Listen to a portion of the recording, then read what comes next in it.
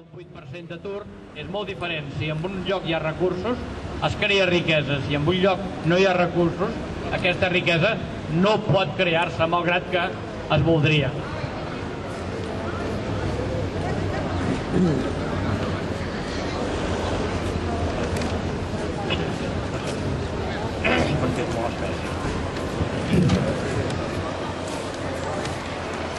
Amb una altra, estem mirant les petites coses en les que Espanya ens enganya.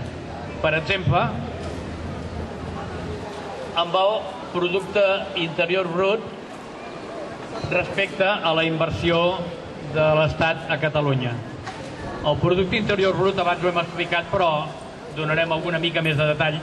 El producte interior brut és la creació de riquesa que s'ha creat en un determinat país. Això els economistes saben com fer-ho, però d'una manera molt senzilla es pot entendre dient que el producte interior brut és totes les vendes que ha fet el país menys el cost d'aquestes vendes. Això és el producte interior brut d'un país. Què vol dir, per exemple, que que un país suma per saber els productes interiors bruts de cada empresa que fa negocis, és dir, a veure, tu, quan has venut? Tant. I quant t'ha costat aquest material, mà d'obra, amortitzacions, etc.? Tant. La diferència és el valor afegit. La diferència és el que aquella societat ha creat com a riquesa, ha afegit valor a el que ells saben fer. Llavors, aquest afegiment de valor que es diu valor afegit brut i que amb uns lleugers retocs és el producte interior brut, aquí, si es veu aquesta gràfica, es veu que el producte interior brut de Catalunya és al voltant del 19% del d'Espanya, però en el moment de fer inversions, fan inversions de l'11%, del 12%, del 13%, del 9%, del 8%, això són anys, O sigui, cada any nosaltres tenim un producte interior brut del 19% i només rebem amb inversions un 8%, un 9%, un 12%. Això és un altre greuge comparatiu notable que demostra això que Espanya ens enganya. Si ens ho mirem amb les inversions reals comparades amb les inversions pressupostades, veiem que a Catalunya el senyor Blanco, o ara la senyora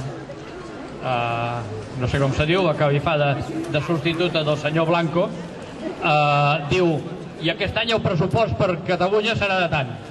I quan mires els números veus que aquell any no ha sigut del 100% del que havíem pressupostat, sinó el 2002 del 77, el 2003 del 70, el 2006 del 79, el 2007 del 72, o sigui, sempre està un 20 o un 30% el que es fa respecte al que es pressuposa.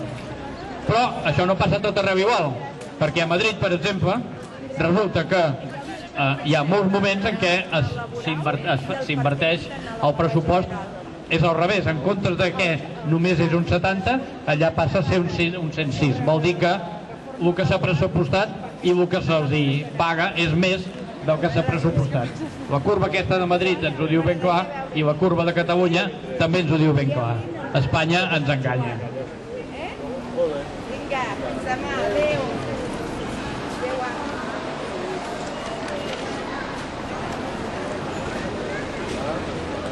Això semblen tonteries, però no ho són.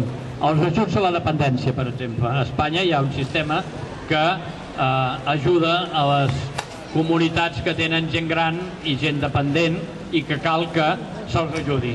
Doncs molt bé, quan Andalusia, que té 8 milions d'habitants, demana 300 prestacions, n'obté 150, que és la meitat. Quan Catalunya, que té uns habitants semblants, demana menys, perquè no demanem tant, 150 prestacions, només ens en donen 54. És un altre greuge comparatiu. A veure, a sant de què? A Andalusia els hi han de donar la meitat del que demanen i a Catalunya només una quinta part. Molt bé. Una altra cosa, la renda d'emancipació. La renda d'emancipació és una renda, és un pagament que fa l'Estat per ajudar els joves que es volen emancipar. Aleshores, al Cantàbria i al País Basc, entre el que els joves demanen i el que se'ls dona, és al voltant d'un 80%, o sigui, l'Estat proporciona el 80% del que la gent ha demanat. Però a Catalunya només és un 49%. O sigui, aquesta taula està claríssima. A tot arreu la renda d'emancipació no és el 100%, però s'hi acosta, però a Catalunya i a Madrid tampoc, doncs és molt menys, i a Catalunya menys que ningú. La renda d'emancipació només la satisfà l'Estat en el 49% de la gent que l'ha demanada. Mirem més coses. Les inversions en rodalies de Barcelona, per exemple. Hi ha un ministeri que es diu Ministeri de Foment, que és el que hauria de fer infraestructures. Llavors, en el cas de la inversió de rodalies, és una barbaritat.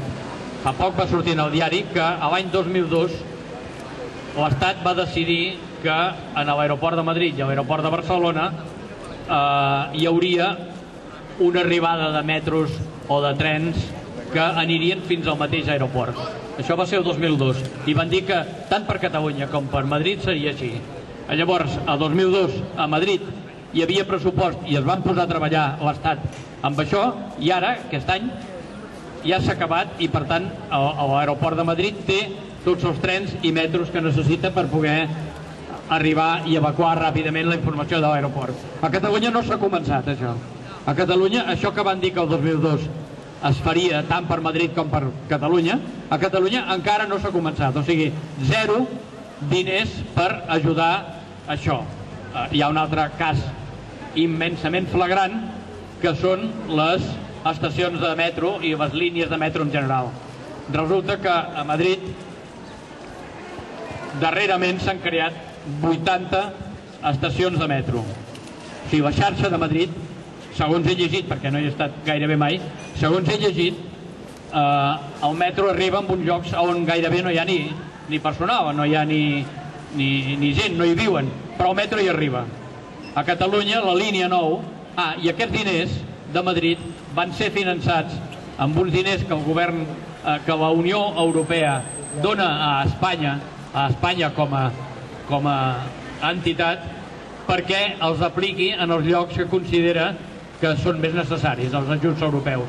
Doncs molt bé, els ajuts europeus han servit perquè a Madrid ara hi hagi 80 estacions de metro més que n'hi havia fa 5 o 6 anys, i a Catalunya l'única estació de metro que s'ha fet pràcticament ha sigut la de Badalona de la línia 2.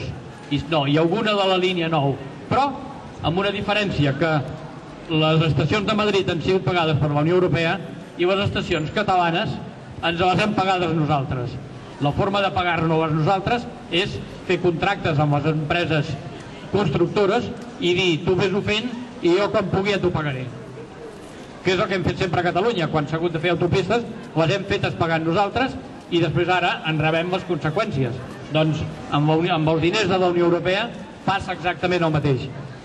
La Unió Europea dona diners i resulta que es queden tots a Madrid i a Catalunya no n'arriba cap. I llavors nosaltres ens hem de autònomament muntar-nos la nostra història, a parlar amb els constructors i arribar a un acord que sempre és molt més car i onerós que no el que passa a Madrid. Per tant, la meva pregunta és, queda clar que Madrid ens està robant sense parar? Això és el que vull que vostès entenguin, que siguin conscients que aquestes petites coses ajuden, a més del dèficit fiscal i tot l'altre, aquestes petites coses també ajuden a demostrar que a Madrid se'n rifa.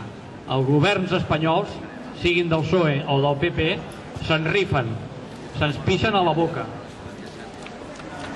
Siguin educats. Ja està, si tenen alguna pregunta, amb molt de gust us la respondré.